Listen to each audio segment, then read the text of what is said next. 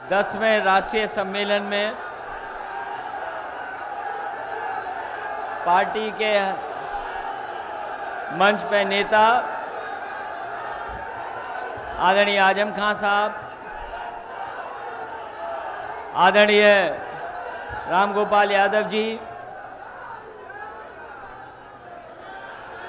राष्ट्रीय उपाध्यक्ष Cameron Nanda ji, party के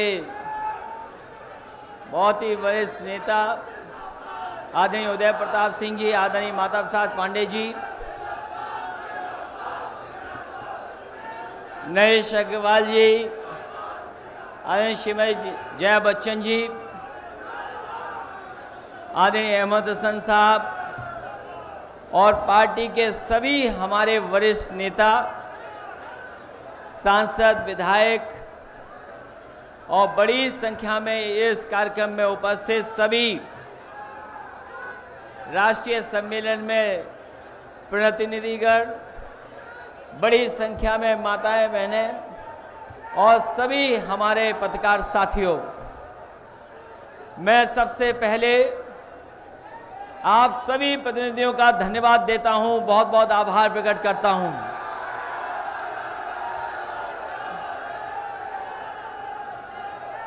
समाजवादी पार्टी का राष्ट्रीय सम्मेलन आगरा में हो रहा है। अभी हमसे पहले पार्टी के बहुत बड़े नेता रामजय सुमन जी ने स्वागत भाषण पढ़ा है और आगरा और आसपास के इतिहास के बारे में आपको जानकारी दी है। हम समाजवादी लोग केवल इतना ही जानते हैं कि जब कभी भी राष्ट्रीय सम्मेलन आगरा में हुआ है, वो समाजवादी पार्टी के लिए हमेशा शुभ माना गया है। और इस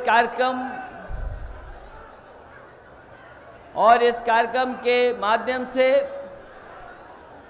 मुझे उम्मीद है कि आने वाले समय में समाजवादी पार्टी और मजबूत तरीके से दिखाई देगी।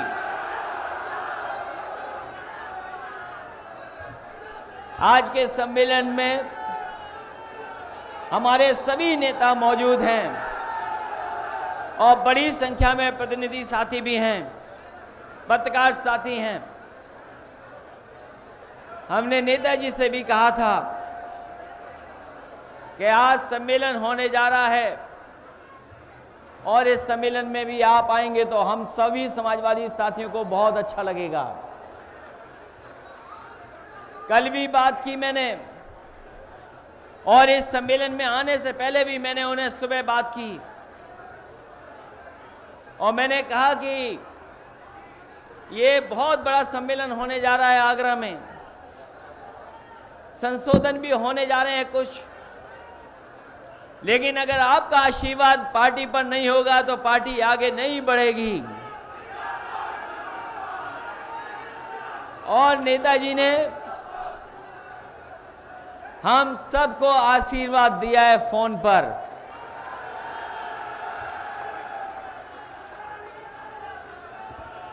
मैंने कहा शायद मेरी बात लोग, क्योंकि नेताजी वाली बात है, तो मैंने कहा कैमरन नंदा जी आप भी आशीर्वाद नेताजी से ले लो। तो कैमरन नंदा जी ने भी आशीर्वाद दिया और न केवल हम सबके लिए आशीर्वाद मांगा बल्कि समाजवादी पार्टी और मजबूत दिखाई दे उत्तर प्रदेश में और देश में, उसके लिए आशीर्वाद मांगा है और उन्होंने आशीर्वाद भी हम सबको दिया है। मैंने कई मौकों पर कहा कि ये राजनीति का रास्ता बहुत टेढ़ा मेढ़ा, ऊंचा नीचा होता है, ये संघर्षों का भी रास्ता है। आज देश के जो हालात हैं वो किसी से छिपे हुए नहीं हैं। देश में जो हालात पैदा कर दिए हैं वो किसी भी वर्ग के लोगों से छिपा नहीं है।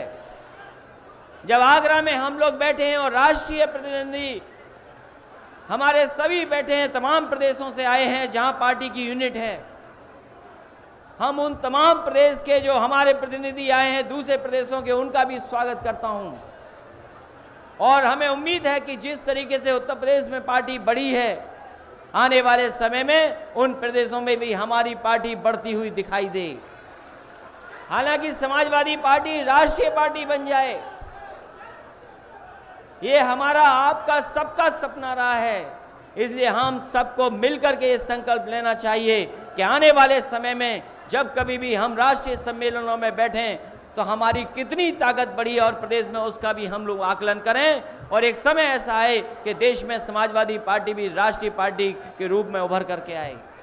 जहां तक देश का सवाल है, आज हर वर्ग के लोग निराश हुए हैं, चाहे वो किसान हो, उन्हें बहुत उम्मीद थी ये अच्छे दिन वाली पार्टी से। ये अच्छे दिन वाले लोगों ने बहुत कुछ बोला कि हम किसानों के लिए आय दोगुना कर देंगे, लेकिन अगर कोई ठोस कदम उठा हो तो हमें बता दे। हर वर्ग के लोग निराश हो गए, किसान दुखी हो गया, और न केवल उत्तर प्रदेश का किसान बल्कि पूरे देश का किसान संकट में आ गया। यही बीजेपी के लोग ने उत्तर प्रदेश के चुनाव में कहा कि हम किसानों का कर्ज माफ कर देंगे, और उसका परिणाम यह हुआ कि देश के सभी किसान अपनी अपनी सरकारों से कर्ज माफी की मांग करते रहे, लेकिन किसी जगह पर कर्ज माफ जो होना चाहिए था उस तरह का कर्ज माफ किसी किसान का नहीं हुआ। और उत्तर प्रदेश में तो हम लोगों ने देख लिया, कुछ पैसे, मामूली पैसे हुए हैं। वहीं व्यापारी लोगों के ऊपर भी संकट। यही बीजेपी के लोगों ने कहा कि नोटबंदी के बाद हमारी अर्थव्यवस्था भी बेहतर हो जाएगी, देश तरक्की और खुशहाली के रास्ते पे चला जाएगा। नोटबंदी ने पूरा का पूरा आर्थिक संकट पैदा कर दिया। केवल अपने देश के नहीं, दुनिया के जितने अर्थशास्त्री हैं, और अब तो बीजेपी में भी आवाज उठने लगी है कि ये सबसे बड़ा धोखा अर्थव्यवस्था के साथ अगर कोई हुआ है तो नोटबंदी के बहाने कर दिया है। नोटबंदी से लोग उभरे नहीं, पूरे देश का व्यापार संकट में आ गया। हो सकता है जीएसटी से कुछ लोगों को फायदा हो, लेकिन जिस रूप में जीएसटी को शामिल किया गया है, जिस तरीके से जीएसटी की व्यवस्था बनाई गई है, बड़े पैमाने पर हमारे उद्योग और व्यापारी उससे संकट में आ गए हैं। जो नोटबंदी से कारोबार रुका वो आकर के जीएसटी से बंद हो गया। आज देश के व्यापारी भी पूरी तरीके से निराश सरकार से हो चुके हैं। किसान से लेकर के व्यापारी और नौजवान को कोई नौकरी नहीं मिली, और इन दोनों चीजों ने नौकरी नौजवानों की छीन ली। बेरोजगारी बढ़ती चली जा रही है। जहां आबादी देश की बहुत है, प्रदेश की तो कई देशों से ज्यादा है, आज बेरोजगारी का संकट पैदा हुआ है। इसलिए हम कहना चाहते हैं कि आने वाले समय में जब 2019 हो तो कम से कम समाजवादी पार्टी की उत्तर प्रदेश और आसपास जहां भी पार्टी है, बड़ी ताकत और बड़ी संख्या के साथ हम लोग लोकसभा में आगे जाएं, क्योंकि हमें आखिरी में समापन भाषण भी करना है। इसलिए हम अपने प्रतिनिधियों का स्वागत करते हैं, धन्यवाद देते हैं, और सभी प्रतिनिधियों का आभार प्रकट करते हैं कि इस कार्यक्रम को आपने सफल बनाने का काम किया है। अभी हमें समापन में भी बोलना है तो बहुत सारी बातें समापन में भी करेंगे, लेकिन हम समाजवादी लोगों को संकल्प लेना चाहिए। ये भारतीय जनता पार्टी जो इतनी बड़ी पार्टी उभर करके आई है, जो इतनी बड़ी देश में हैसियत रखने वाली पार्टी बन गई है, वहीं उससे ज्यादा है उनका अगर कोई पहाड़ जैसा है तो उनका झूठ है। तो हम समाजवादी पार्टी के लोग इस राष्ट्रीय सम्मेलन में ये भी संकल्प लेंगे, जहां हम अपनी पार्टी को आगे बढ़ाएंगे, वहीं भारतीय जनता पार्टी ने जो हर वक्त जाति धर्म को धोखा दिया है और जो पहाड़ जैसा झूठ बोलने का काम किया है, उसका भी पर्दाफाश करने का काम करेंगे। इन्हीं शब्दों के साथ हम आप सभी प्रतिनिधियों का स्वागत करते हैं। साथ ही साथ हमारे मंच पर जितने नेता लोग बैठे हैं, पार्टी के वरिष्ठ नेता हैं, उन सब का भी आभार प्रकट करता हुआ इस उम्मीद और भरोसे के साथ कि ये साइकिल और ये समाजवादी पार्टी और तेजी से आगे बढ़ती जाए। बहुत बहुत धन्यवाद।